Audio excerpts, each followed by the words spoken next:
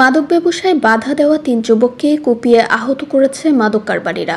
গত বৃহস্পতিবার বিকেলে চট্টগ্রাম নগরীর রাহাত্তারপুল এলাকায় এ ঘটনা ঘটে।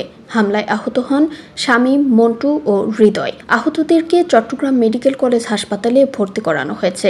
তিনজনই চান্দগাঁও থানা যুবদলের সংগঠক মোহাম্মদ মুরাদের কর্মী বলে জানা যায়।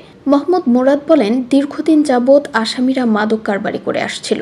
আমার ছেলেরা মাদক কারবারিতে বাধা দিলে ইমন, সোহেল, মনোজ ও 7 থেকে 8 জন অজ্ঞাত দেশীয় অস্ত্র দিয়ে হামলা চালায়। পরে এলাকাবাসী ইয়াবাসহ মঞ্জুকে হাতে নাতে ধরে থানায় সোপর্দ করে।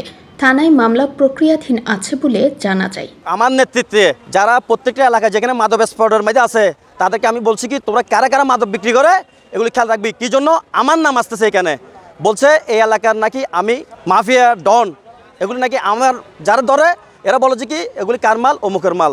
এগুলো নিয়ে আমাকে রাজনীতিকের যে একটা আমার প্ল্যাটফর্ম আছে, যে একটা সম্মান আছে, এগুলো আমাকে হে করতেছে। এই মঞ্জুর নামের এক ইয়াবা ব্যবসায়ী আপনার ইয়াবা বিক্রি করবে।